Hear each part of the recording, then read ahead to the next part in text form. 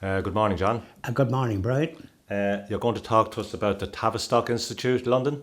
That's right. I never heard of it until just recently. There's been newspaper reports about the Tavistock Institute, which has been closed because of what they were doing, which was dealing with young people that have been going there for to change their biological sex.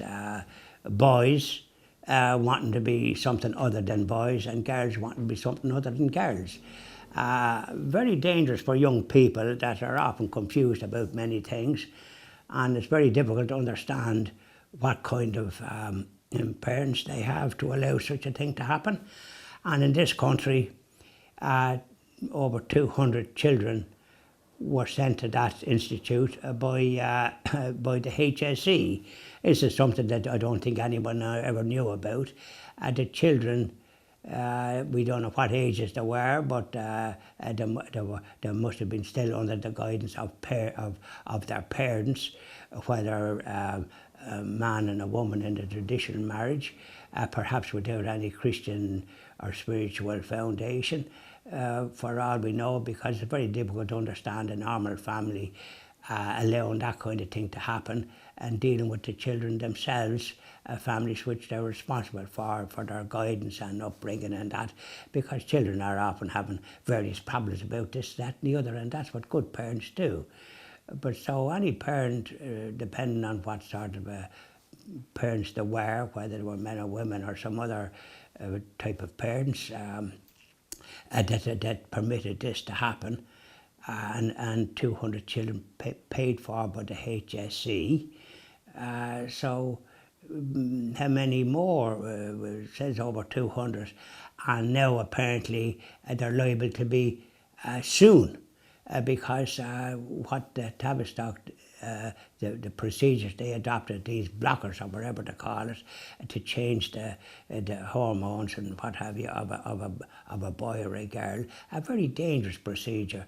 And if they're that young, as they grow up, they might have various difficulties in adjusting, and psychological problems, and they may regret it that when they were so young that this was inflicted on them. We don't know what sort of advice they get in this country. We don't know who advises them to proceed with such a procedure that seems very questionable, to say the least. And in Britain, it's reported in the papers there that 1,000 families, now what the makeup of those families are, it doesn't specify, and we don't know. So they're going to be suing the Tavistock Institute for the harm that may have done these young children, male and female, as was maybe their biological, the way they were born, but they're trying to change it. And it's not in some ways too surprising, because they've introduced in the education system, which I think is not the function of the Department of Education in this country, or any Department of Education, or whoever is responsible, for young children from normally when they're trying to learn and grow up as responsible citizens, to be taught this business of, if you want to be different than what your sex is, well then you can be paid, you can be encouraged and paid for by the state to change your biological sex. So it's a very dangerous concept and should be avoided, I think, by any responsible government. So as children can grow up in a normal way, and when they're adults, if they have confusion or this, that or the other, because when they do things like that young, it has lasting consequences. So there is concern about it, and I think people now in responsible news outlets will be looking for freedom of information in this country to know what were the ages of the families, who permitted, what counselling did they get, because it's a very dangerous concept for any type of thing. What is the agenda for this? Why would they do such a thing when really you want responsible citizens that can adjust to whatever they are if they're confused when they're young? and maybe getting information that's not suitable for young people to be acquiring. They need to be nurtured and brought up so as to have a responsible attitude in society, as they grow up and responsible citizens. This type of manipulation doesn't seem to be conducive to that. And of course then that means they probably can't have families. So what are they going to do about that? So there's a lot of information needed in this country to know about, who permitted it, who paid for it, what counselling did they get under the freedom of information. And I think organisations will be doing that. And parents, I presume, would like to have that information also as to why they permitted their children to undergo such a big change in their little lives. So this is something that has been reported. I knew nothing about it just recently, and I'm sure many people in the country knew nothing about it and are probably appalled at what's going on. What is the reason for this inflicting this type of confusion on young people? Because that's what it does.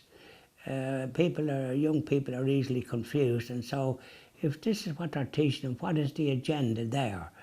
Is it to sort of is it a form of birth control for all we know? We don't know, because they have the abortion, which it seems a very severe thing to inflict on any woman. She could have a child, and if she can't look after it, have it adopted. It doesn't seem the way to do things. So these are the things that people need answers to, and of course when the Christian TV Ireland is established, it would be something that we would be dealing with and trying to deal with for young people to be protected in some ways and not subjected to these type of influences that might confuse them.